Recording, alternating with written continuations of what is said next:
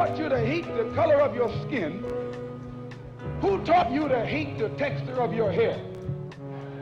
Who taught you to hate the shape of your nose and the shape of your lips?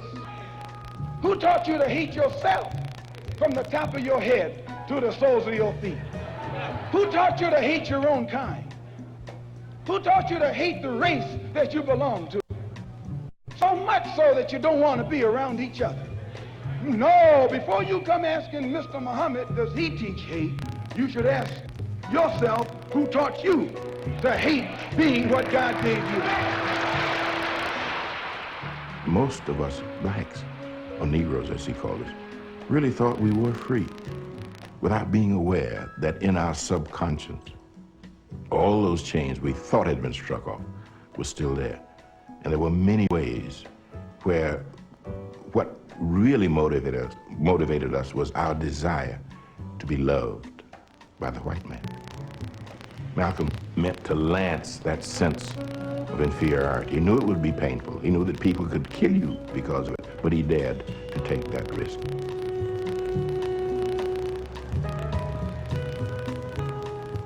He was saying something over and above that of any other leader of that day, while the other leaders were begging for entry into the house of their oppressor. He was telling you to build your own house. Named Shakespeare. I only read about him passingly, but I remember one thing he wrote that kind of moved me. He put it in the mouth of Hamlet, I think it was, who said, to be or not to be. He was in doubt about something. Whether it was nobler in the mind of man to suffer the slings and arrows of outrageous fortune, moderation, or to take up arms against the sea of troubles and by opposing, end them. And I go for that. If you take up arms, you'll end it.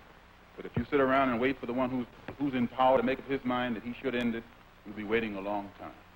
And in my opinion, the young generation of whites, blacks, browns, whatever else there is, you're living at a time of extremism, a time of revolution, a time when there's got to be a change. People in power have misused it, and now there has to be a change, and a better world has to be built, and the only way it's going to be built is with extreme methods. And I, for one, will join in with anyone, don't care what color you are, as long as you want to change this miserable condition that exists on this earth. Thank you.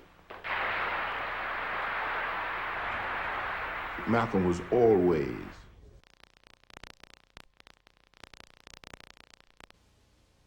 history is a clock that people use to tell their political and cultural time of day. It is also a compass that people use to find themselves on the map of human geography. History tells of people where they have been and what they have been, where they are and what they are. Most important, history tells a people where they still must go and what they still must be. The relationship of history to the people is the same as the relationship of a mother to her child.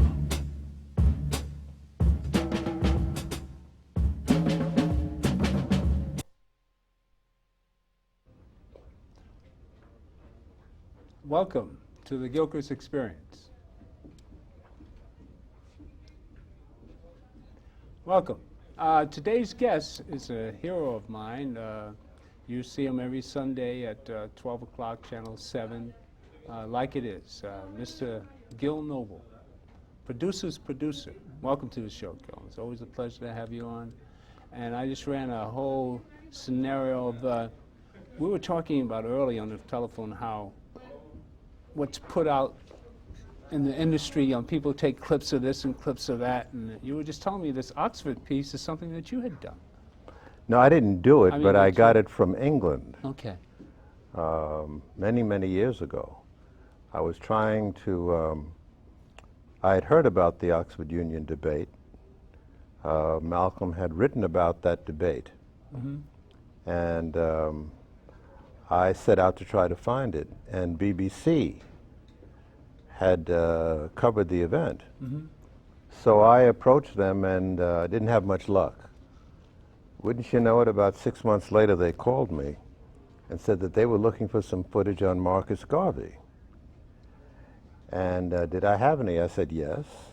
They said, well, we'd like to have some. I said, well, I'll think about it. So they said, well, what is it that you require? I said, well, I hear tell that you have some footage on Malcolm's debate at the Oxford University. Oxford, right. So we did a barter exchange. And so I brought it across the Atlantic in that way and put it on Like It Is. Fabulous. And that's 30, 35 years ago? No, I would put it closer to about 20, 25 years ago. Okay. But it was magnificent. He didn't have much longer to live, as you can see with his beard and whatnot. Right. But one of the things that he himself confessed is that he had a fatal attraction for an exchange, conversation, debating. And so even though he was running for his life, he was invited to participate in this debate in England. And the theme was taken from what Barry Goldwater said when he won the Republican convention, the Republican nomination.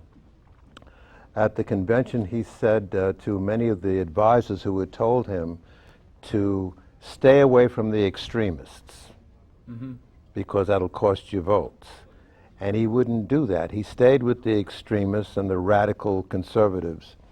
And he got the nomination anyway. So at his acceptance speech, he said, let me say this to you, my friends, that extremism in defense of liberty is no vice.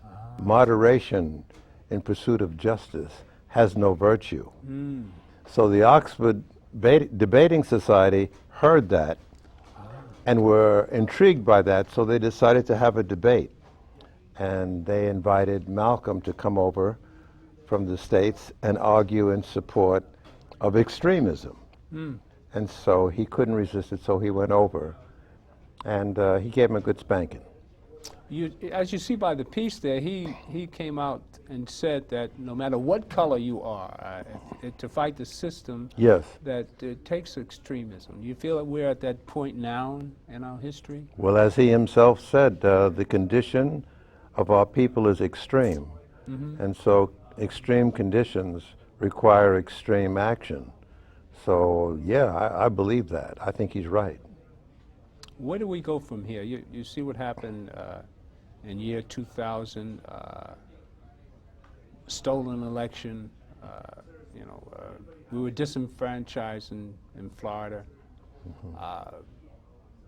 Definitely the guy we wanted in wasn't voted in. He was selected, not elected. And then the whole history of the Bush family, being in all the many years, 9/11. There's a conspiracy theory out that the Bush family knew something about this. The Saudis were allowed to leave immediately after 9/11. They were allowed to escape, as a lot of people say, because 19 of the terrorists were Saudis. Most of them were, I think, 11 out of the 19 were Saudis. Well, there were over a dozen members of the royal Saudi family in the United States. Right, exactly. And after the buildings were destroyed, all the skies over America were cleared. Nothing was allowed to fly, but strangely enough, a plane went all around the country, hopscotched to various airports and picked up members of the royal Saudi family and flew them out of the country. Nobody has really owned up to who allowed that, but it was noteworthy. Also, there were war games going on during 9/11. Supposedly Yes, I heard that. Right? I heard that. So with all these suspicions, and matter of fact, the World Trade Center is supposed to have been sold to an Australian 3 months prior to the 9/11. So there are all sorts of conspiracy theories flying around, and yet 2004, He runs against another skull and bones, Kerry. And again, there's suspicion about the second election. I heard in Ohio there were 300,000 votes not counted, black in particular. I think it was on your program, wasn't it? Greg Palast. Greg Palast, right? Now, as a producer and as a historian and seeing all these different things go on, you know, Malcolm in his day, and watching just the last 4 years, what's the state of black America, much less America itself? Where do you see us going? What's going on, in other words, as Marvin Gaye would say? I think that there have been some gains, but there have been some long, protracted periods of stagnation. And I think it stems out of the fact that some of us were given positions of opportunity in this country where they had never been available before. And some put those advantages and opportunities to good use. Some did not. They took advantage of the positions to advance self. So I think that there was sort of a rupture in the unity that had existed during the civil rights movement.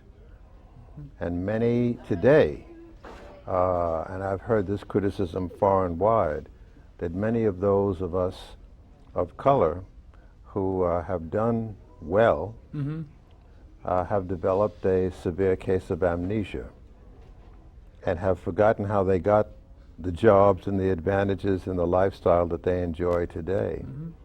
And they don't relate back to the communities from whence they came. So I think that there have been losses.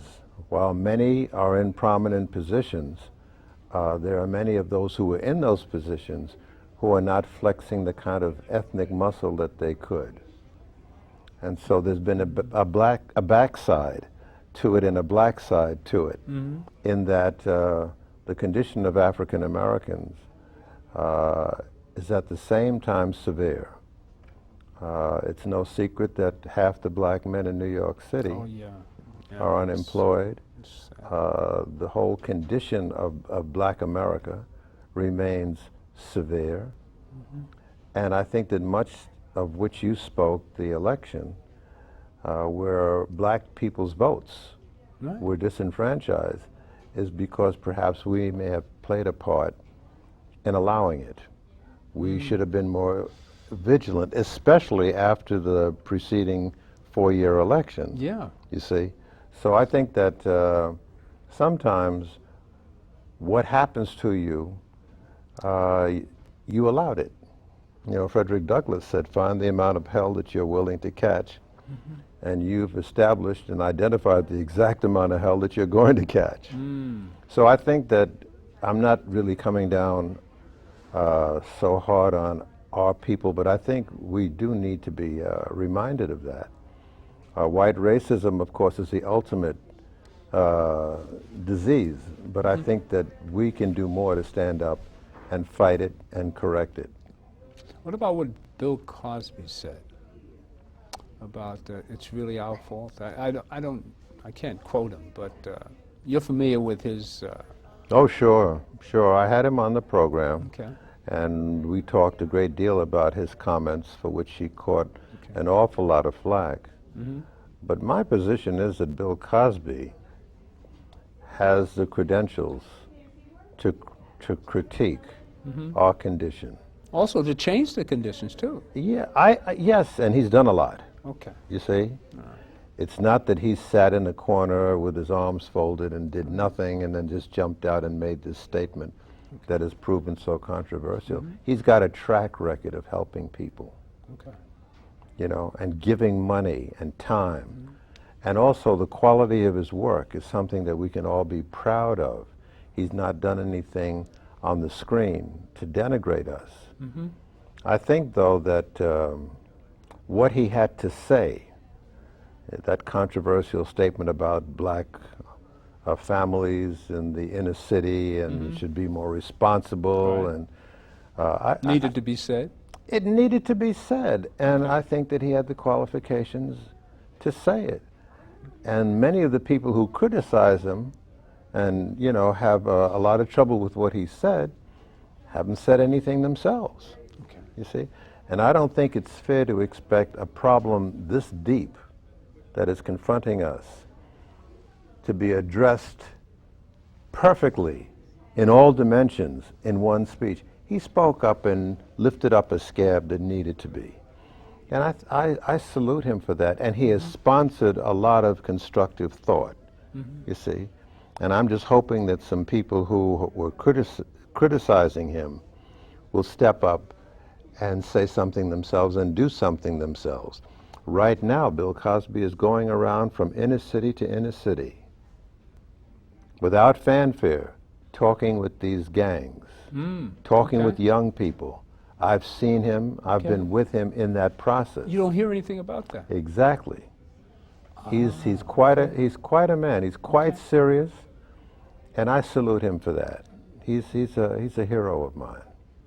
Well, you know, this is what the problem is. The media controls, I mean, the corporations control the media, as you well know. I've noticed that. All right. If we don't have control over the media, we don't get to hear stories about Bill Cosby. I remember there was at one point he was going to buy NBC, was it? Yes, NBC? he did. He wanted to buy NBC. Why wasn't he allowed, or why aren't we allowed to control our own images? I don't know the ins and outs of it. I heard that the financing that he needed, he wasn't putting up all the financing, I hear. And the companion package that he needed and had been committed to, the people who had the money, at the last minute they pulled out. Why? I do not know. Okay. What was it that you were asking? The question was about the media control. I was thinking that maybe today one of the answers to our question is to have I'd like to see a television station owned by and controlled by us. Amen. And somebody such as yourself being in some sort of director's control on what's put on the air. I think it's a great idea, but it costs money to run a TV station. Okay. It costs money to pay the salaries and buy the equipment, as you well know. Okay. And one of the things that we have not done as a people is developed our economic strength. Okay. There are a lot of us in this country, and we spend an awful lot of money in this country, but yet there is no community that I'm aware of that we control. The Harlems of America, the economy of the Harlems of America are not controlled by us. In any black community that you go into, even though you may see black people who have made it and are enjoying a good lifestyle, we don't control the economy of that community. And so that has many repercussions because it compromises our ability to influence media, to influence schooling, to influence police, politics, everything. Money is what really influences all the things that have sway over our lives. So I think that if we want media, we're going to have to really develop some economic strength. Because I don't think that it can be expected to come from those who have other agendas. I think it is right, if we want to have our own say, that we should be financing that ourselves, and we have the money. We're spending the money. Right. You go in our communities and you see all these corporations that are making money in our community, but they take that money home, as Malcolm said. Right. At the end of the day, they take that basket full of money that they've earned off of us and take it to their communities and bank in their communities. And so our communities remain poor and poorer and poorer. And this is a global situation. Right. You go to Africa, same thing. The economy of the African countries are not controlled by Africans. South Africa doesn't control, black South Africans don't control those diamond mines. That's right. The oil in Nigeria is not controlled by black Nigerians. So everywhere you go, it's the same situation. And I'm hoping that that can change. And that's one of the wonderful things about Malcolm, that he had risen in such a short time to have such a tremendous analytical ability. And so he saw this, and he was talking about it. He said, we're up against a power structure. Is it a local power structure? No. Is it a national power structure? No. Then what kind of power structure? I know this speech by heart. He said, a Western power structure. In other words, there's a national, international power structure that's operative. And if we're going to have any sway over the manner in which they behave, we're going to have to demand it. Okay. And that includes media. Yeah. Well, you know, my ambition, we've talked about this other times you've been on the show. I have an ambition. I'm a little radical in my thinking. I like for all Harlemites to get together, and I've said this on my show several times, and throw up fences around Harlem and claim it as our land. I mean, we should be fighting for Harlem as our homeland. I mean, people should realize how the rich culture that we have to fight for. I mean, you were born and raised in Harlem, and it's sad to think that our young people don't have that same energy. So it's going to take, you know, elders' statements such as yourself to lead the way in direction. I still have an ambition to own a television station in Harlem, at least an M&N uptown, at least something like this uptown where we have free television and people can express themselves. Because I found that this is the most rewarding thing that I've ever done in life. And watching you over the years, it's just so, I mean, the imagery that you've put on of our people over the last 30 years that you've been around has been so empowering. I mean, we talked about that piece of the young lady that had a problem with her color. You remember? Oh, yes. And I wanted to run the piece, but I didn't go through the formal arrangements Yeah. and you know the legal maneuvering that's needed in order to play the piece on public access. But I so wanted to show it as a classic example how it is to be a producer and to really get to the core of what the problem is. You have such a knack for it. And I mean, you put on people, I mean, they're only expressing what they really feel, but to capture it and put it on television, which we need so desperately. You might go over that piece and that experience it was, and the show that you put on that day.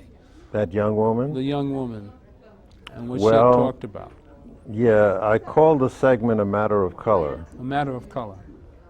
And this young woman talked about being hurt and wounded by her classmates in high school, Right. who made fun of her because she was burnt of skin, dark. And they made fun of her looks, and they said they couldn't play tag with her at night because if she closed her eyes, they'd never be able to find her and all that stuff. And she broke down and started crying because she said it was just too much, and she couldn't take it. And I thought it was a powerful statement, and it's very familiar, because many of us in coming up have been subjected to the same thing, where we have been so, and your opening of this program, Malcolm X again addresses this. What made you hate the shape of your nose, the color of your skin, the texture of your hair? How did that come about? And all of that was manifest in this young woman who was talking about how she was suffering. And many of us are suffering to this day. I came up with that whole environment in Harlem of being color struck and things of that nature, and it was very devastating. The thing that saved me was the nationalist fervor that began in Montgomery and had been in Harlem before with Garvey and whatnot, but that was a little before my time. But the civil rights movement opened my eyes, and then I began to listen to the street corner speakers, you know, and Mashaw and his bookstore, and the Nation of Islam and Adam Powell, and all of them were talking about blackness, which was a no-no, because up until then, if you call anybody black, those are fighting words. We were Negroes, and proud of it, even though our knees were not growing. You know, so I got a lot of nourishment and inspiration and a lot of clarity, And that began me on my quest to put together this story, and I'm still at it. But as you say, I agree. It's a privilege to do what I've done, and it was fought for by people I don't even know. That's right. And I hope that the work I've been doing meets to some degree with their approval, Oh yeah, I'm because sure. I've done that in a way of saying thank you, and also because it's helped to straighten my spine and square my shoulders. Whatever prices I've paid, it's more than worth it, because I've grown. I've learned about what's up. Right, right.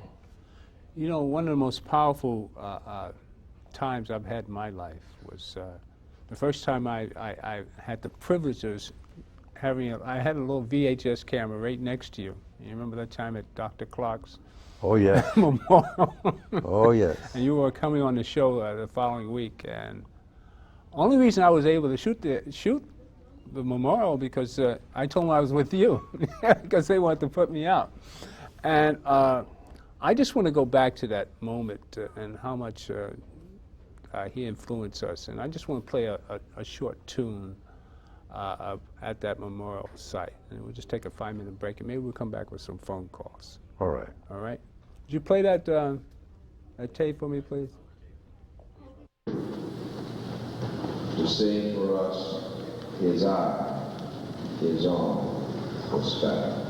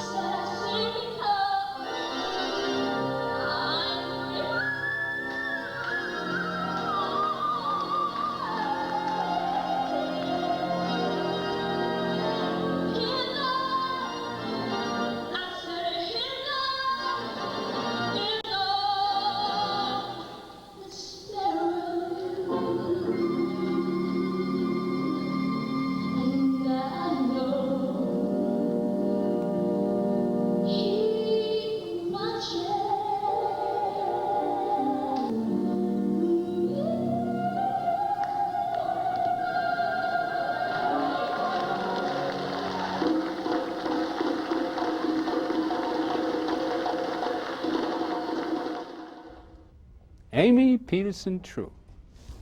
My, That my, was my. a treat, huh? You remember that night? What they used That to was- say in those days? Do Jesus. Did you?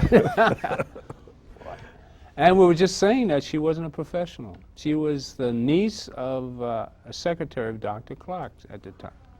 She was brought in from the Midwest just to sing that Oh, she's couple of songs. just magnificent.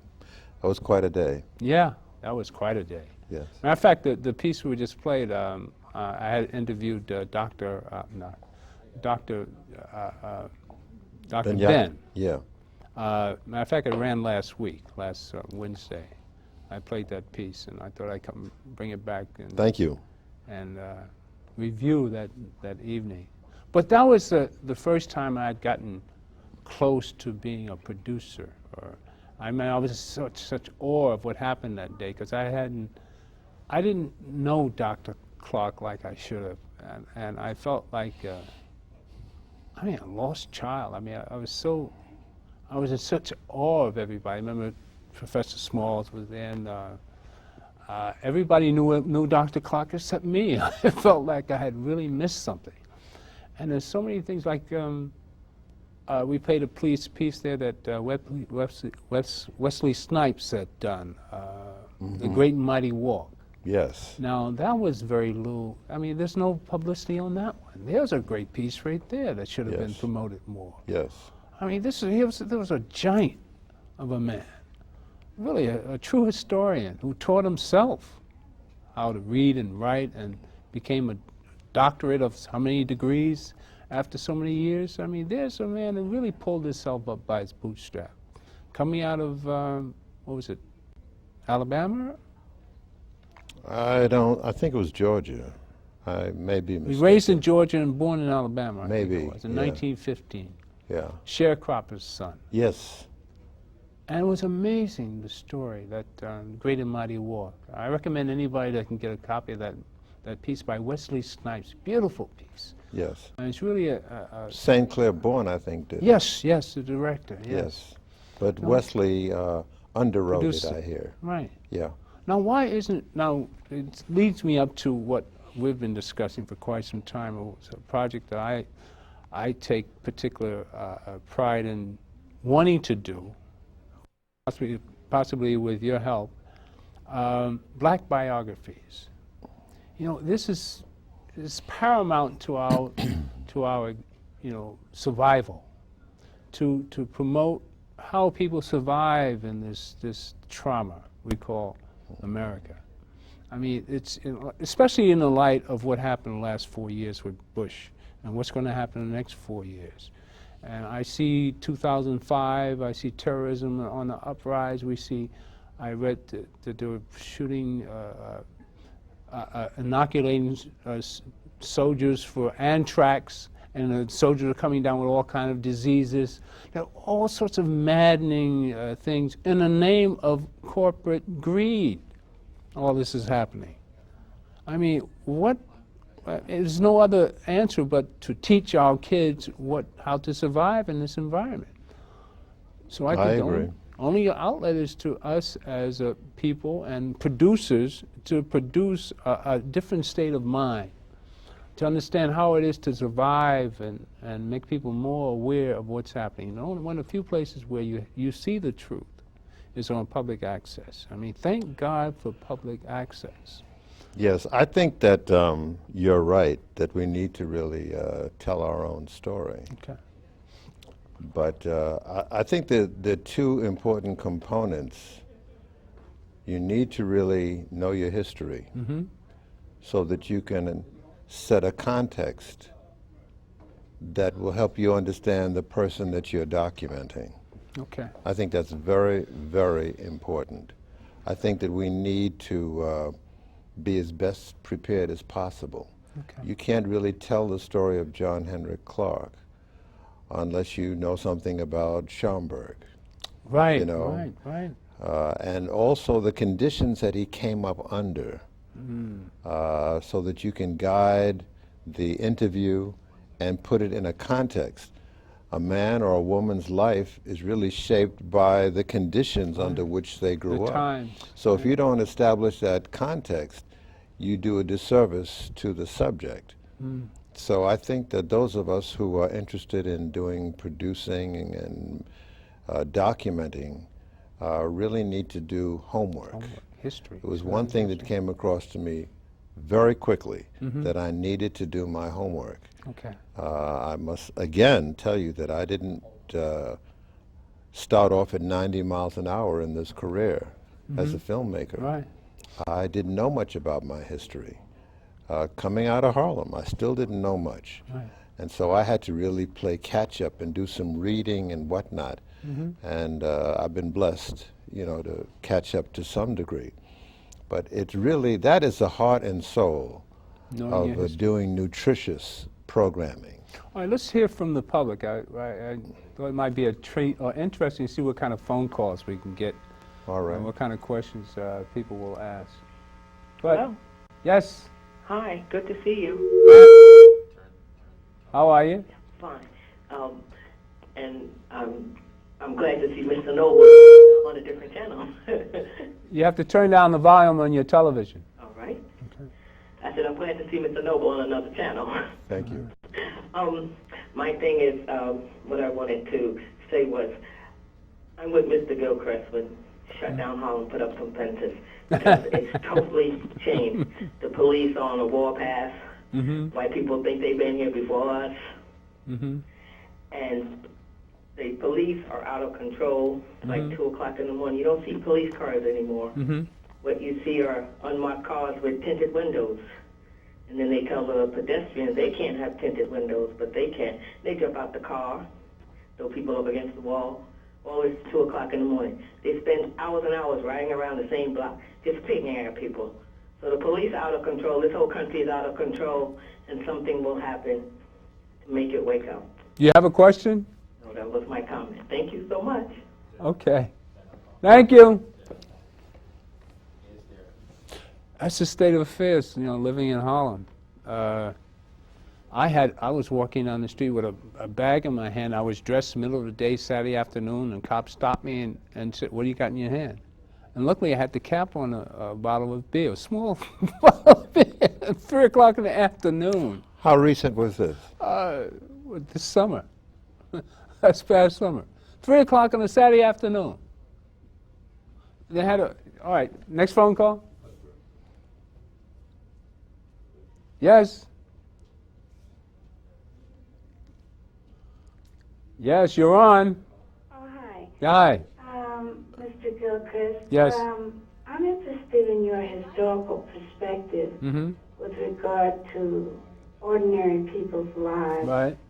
Because I feel that even the great ones had to start out just as ordinary people.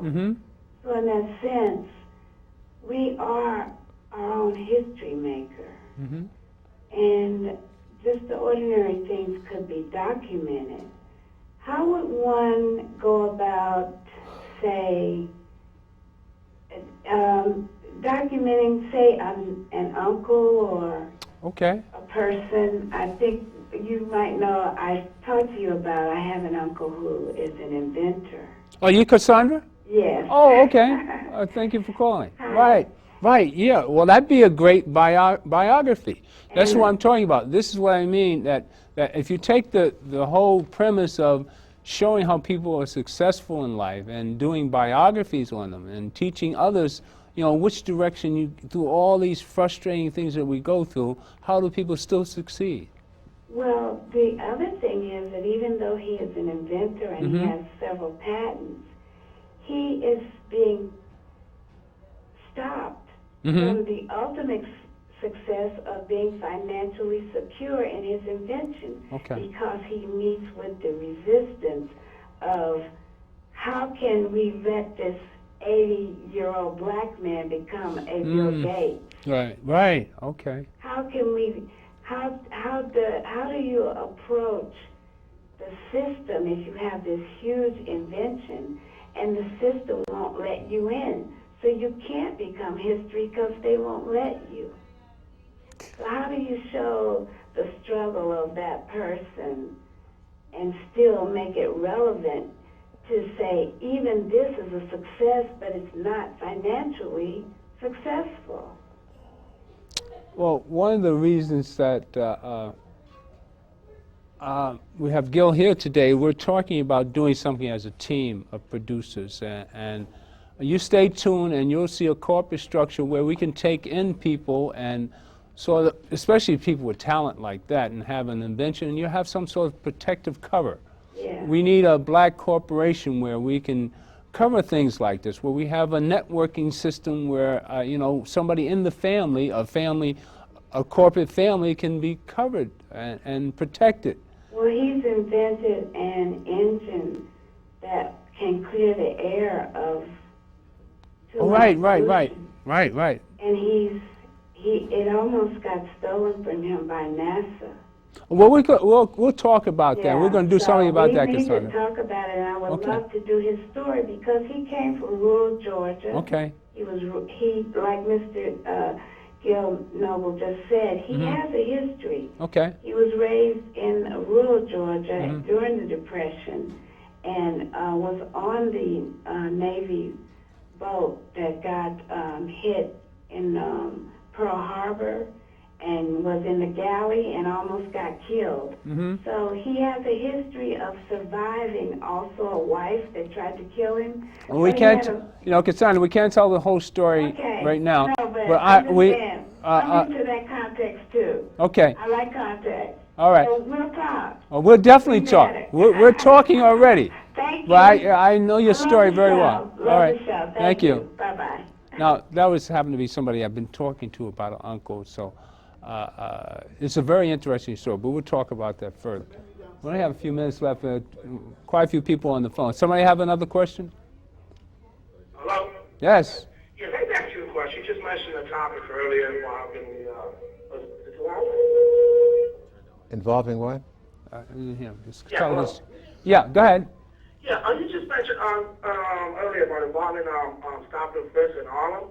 I mean, basically, I used to live in Harlem one time, but now I live on the Upper West Side of Manhattan, you know what I'm saying? And my topic is, the question we asked you, have you been aware lately in the news media, there's been a lot of secret suicides, people jumping out of buildings in Manhattan recently, and these doormans, particularly whites, are jumping out and committing suicide and jumping out of buildings lately? Have you been aware about that? No. There's been articles about that in certain papers around, in my papers like in the West Side Resident, and they're not exposing this close enough in the media, and it's the same thing what happened during the Great Depression back in 1929. It's like you're starting to see that all over again. You know, and it's like a rapid payback was going on. You know what I'm saying? I mean, are you all aware about this? No, you got me on that one. Oh, I see. I was wondering if you're aware, because you see a lot of these successful NYU. Caucasian whites that are jumping out of buildings in Manhattan, where predominantly doorman buildings. Okay. And they start exposing this out in the media now. They're keeping that very hush-hush. And I was wondering if you have been aware about that. No, not at all. I think I've- somebody on the set might have something to do with that, or know something about that. You know, even though you have, we live in a climate where everything is based on stress and peer pressure. Well, do you have any questions to ask us? I know you're trying to make us aware of other things going on. There's so many problems, but we're concerned Right. about Harlem and. You know about the draft? This is not a question there. You have some direct question to us, not be giving us a current event lesson. All right? Right. Okay? Right. Stick to the subject matter, please. Well, yeah, I just want to ask, that's a particular question. All right. Thank you for calling. Hello? There's another voice. Yeah, go ahead. I'm sorry. Go ahead. My question is to Mr. Noble. Before, I don't want to say we were free or anything, but years ago when it was in the, shall I say, black presence, and we were just separate but sort of equal, do you think things should have stayed that way? We were better off that way than we are now? This question is for Mr. Noble, please. Do I think that things were better before than they are now? Yeah, when we were just black shunned away, we were over there and they were over there. Well, segregation, you mean? Sure. Oh, okay. You think we were better off with segregation? Was it better back then than it is now, I think? Or do you think we were better off when we had segregation? Oh, sure. Okay. I believe in equal but separate. That's what I mean. That's What do interesting. you think about that, Mr. Noble? Well, I do believe, as I said, in us controlling our own turf and having control over our communities and our businesses and things of that nature. And it's an interesting point because before the civil rights movement, there were many communities where we were forced to have our own stores. That's right. And our own beauty parlors. Right. We did our own nails in those days, the women, and all of that stuff. And now that we've got integration, there have been some setbacks because there are a lot of businesses that we don't control. There are very few businesses in any black community that we control. I think that there are gains and losses that have come out of the civil rights movement. I've said it before and I'll say it again. But I think the onus is on us now to really control, if it is right for other people to control their own economy, if it is right for people of French origin to control their own existence here and also see to it that the economy of France remains in the hands of the French and the English, they're interested in England being in control of the English, then it is right for us to see to it that Africa is in the control of our people, of our African people. Amen. You go to Africa and you don't see Africans sitting up, laying up around the pool, enjoying the fruits of the wealth of that country. You see Europeans. And on and on and on. There's not enough time on this program to cite it, but I think you know what I mean. So I think that, in a sense, separation has its place and makes an awful lot of sense, especially when it comes to us controlling our own. I believe in that. Thank you. I hope that answers your question. We had a call before about the NYU incident. We have a producer here, Greg, that has some explanation for that comment. We only have a few minutes, Greg. Why don't you give us a... Well, what the caller was talking about was that the high rate of suicide in New York was among the New York University jumping out of... You get a camera on? Jumping out of the dorms. So that's what Tell him four. to that caller. Okay. Okay. All right. You were on camera. Well, it's camera 2, slot 4. But, okay. I got another question. Okay. Yes. Sure. Well, tell him to go to camera 2. Camera 2. Go to camera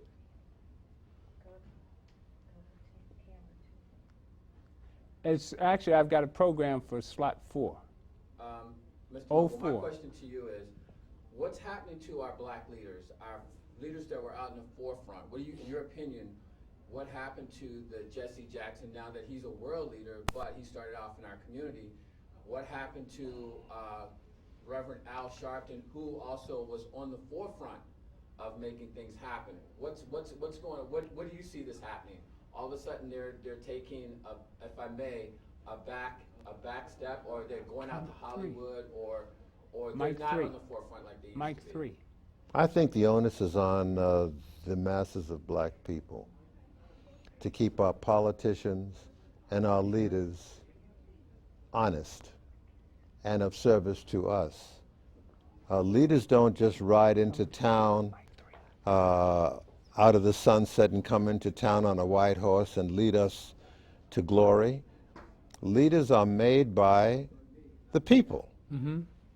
We have a grievance, we get together, we nominate a leader, just like we did in Montgomery. That's the way it should happen. And once you nominate and elect your leader, then you are obligated to see that they remain loyal and of service to your cause. Many times when we go to vote, after we pull the lever, if it's counted at all, Right.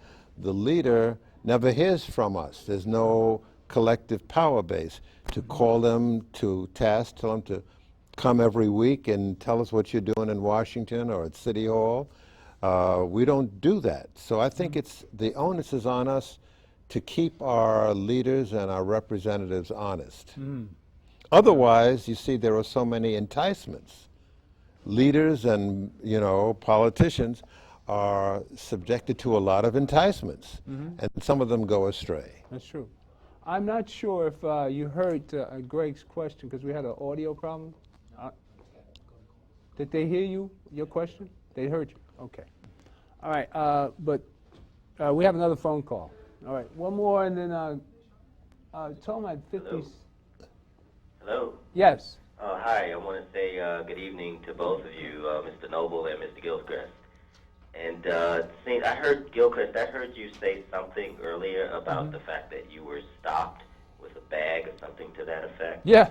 And, you know, it just seems like what's really going on now is just, I mean, it's been going on for a long time, but it's an all-out attack, really, on the black community.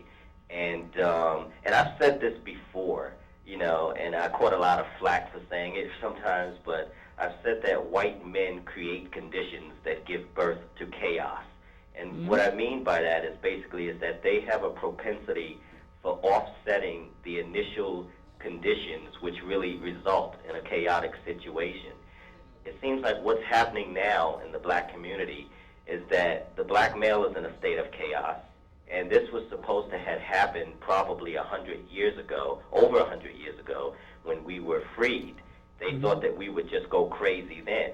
And when that didn't happen and black people really began to pull together and to form their own businesses and to form successful towns, history is replete with examples of those towns and businesses being attacked by white men in this country. It just seems as if, I mean, people always tell black people to pull themselves up by the bootstraps, but every time we've done that, we have come under severe attack. I mean, it is so obvious that we are just, it's like it is in their game plan to make us dependent on them, and that is a global situation. White supremacy is a global institution. It is not just limited to the United States. It is this mindset that white men seem to have that they are basically supposed to be in a position of rulership, and everyone else on this planet is supposed to be here for their comfort. Well, if you believe that and understand that, then I don't see why you should be disappointed when white supremacy and white dominance prevails. That's the character that we're up against. The problem is, what are we going to do about it? Well, but I don't think we should be disappointed because they haven't changed. No, and we shouldn't expect them to change. All right. We should know that by now. Therefore, but we have to get out of this maniacal mentality.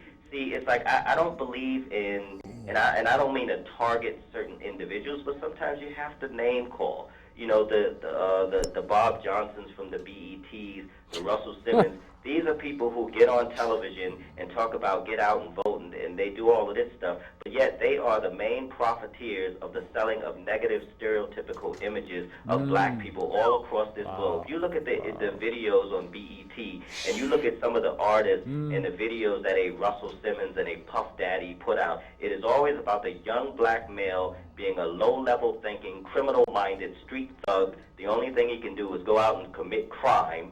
And those are the images that are being broadcast all across the world. my question to you is, what are you doing about it? Well, what am I doing about it? Yeah. Well, I talk to people on a one-to-one basis. I try not to get too preachy because people don't want you to preach. And basically, I try to live my life as an example, you know, for the young children in my community to look at me and to say, okay, well, this is a young black male who's not standing on the street corner. He works. He carries himself with respect and dignity. Okay. No, the most important words that Frederick Douglass left us with were his last words.